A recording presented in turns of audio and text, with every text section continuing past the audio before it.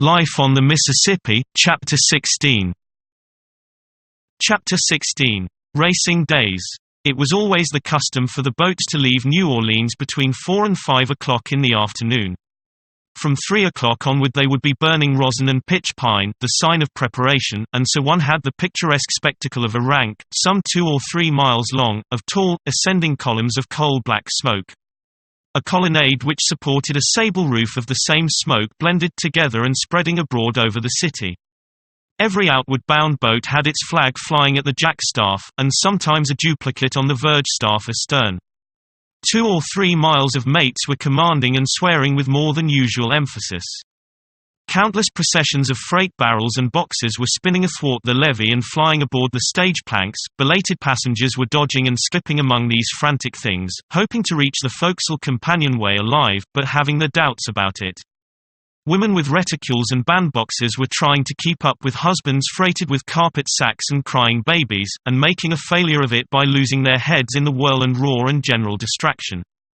Drays and baggage vans were clattering hither and thither in a wild hurry, every now and then getting blocked and jammed together, and then during 10 seconds one could not see them for the profanity, except vaguely and dimly.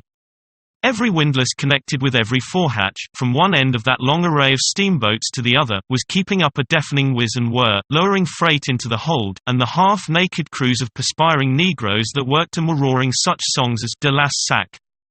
De Las Sac, inspired to unimaginable exultation by the chaos of turmoil and racket that was driving everybody else mad. By this time the hurricane and boiler decks of the steamers would be packed and black with passengers. The last bells would begin to clang, all down the line, and then the powwow seemed to double. In a moment or two the final warning came, a simultaneous din of Chinese gongs, with the cry, "All dat ain't goin', please to get asho," and behold, the powwow quadrupled. People came swarming ashore, overturning excited stragglers that were trying to swarm aboard. One more moment later a long array of stage planks was being hauled in, each with its customary latest passenger clinging to the end of it with teeth, nails, and everything else, and the customary latest procrastinator making a wild spring shoreward over his head. Now a number of the boats slide backward into the stream, leaving wide gaps in the serried rank of steamers. Citizens crowd the decks of boats that are not to go, in order to see the sight. Steamer after steamer straightens herself up, gathers all her strength, and presently comes swinging by, under a tremendous head of steam, with flag flying, black smoke rolling, and her entire crew of firemen and deck hands, usually swarthy negroes, massed together on the forecastle, the best voice in the lot towering from the midst being mounted on the capstan, waving his hat or a flag, and all roaring a mighty chorus, while the parting cannons boom and the multitudinous spectators swing their hats and huzza. Steamer after steamer falls into line, and the stately procession goes winging its flight up the river. In the old times, whenever 2 fast boats started out on a race, with a big crowd of people looking on, it was inspiring to hear the crews sing, especially if the time were nightfall, and the forecastle lit up with the red glare of the torch baskets. Racing was royal fun. The public always had an idea that racing was dangerous. Whereas the opposite was the case.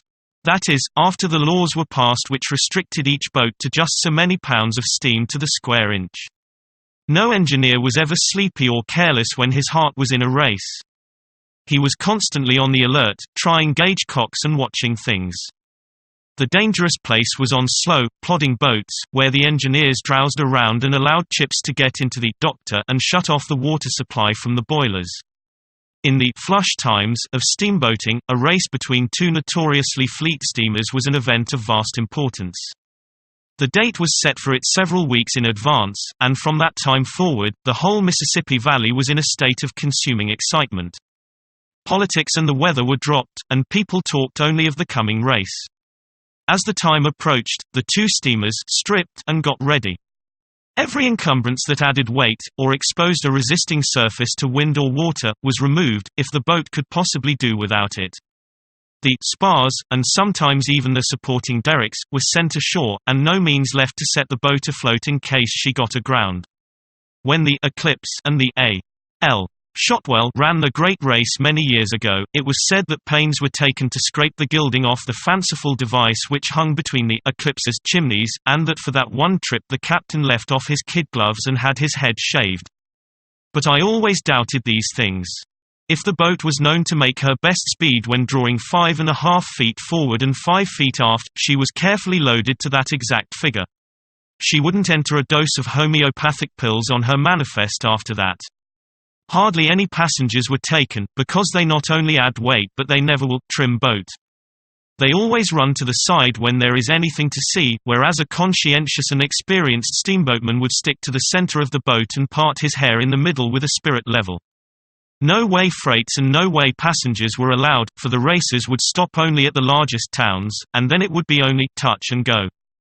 Coal flats and wood flats were contracted for beforehand, and these were kept ready to hitch on to the flying steamers at a moment's warning. Double crews were carried, so that all work could be quickly done. The chosen date being come, and all things in readiness, the two great steamers back into the stream, and lie there jockeying a moment, and apparently watching each other's slightest movement, like sentient creatures. Flags drooping, the pent steam shrieking through safety valves, the black smoke rolling and tumbling from the chimneys and darkening all the air. People everywhere. The shores, the housetops, the steamboats, the ships, are packed with them, and you know that the borders of the broad Mississippi are going to be fringed with humanity thence northward 1,200 miles, to welcome these races. Presently tall columns of steam burst from the skate pipes of both steamers, two guns boom a goodbye, two red-shirted heroes mounted on capstans wave the small flags above the massed crews on the forecastles, two plaintive solos linger on the air a few waiting seconds, two mighty choruses burst forth. And here they come. Brass bands bray Hail Columbia, huzzah after huzzah thunders from the shores, and the stately creatures go whistling by like the wind. Those boats will never halt a moment between New Orleans and St. Louis, except for a second or two at large towns, or to hitch 30-cord wood boats alongside. You should be on board when they take a couple of those wood boats in tow and turn a swarm of men into each. By the time you have wiped your glasses and put them on, you will be wondering what has become of that wood. Two nicely matched steamers will stay in sight of each other day after day. They might even stay side by side, but for the fact that pilots are not all alike, and the smartest pilots will win the race. If one of the boats has a lightning pilot, whose partner is a trifle his inferior, you can tell which one is on watch by noting whether that boat has gained ground or lost some during each 4-hour stretch. The shrewdest pilot can delay a boat if he has not a fine genius for steering.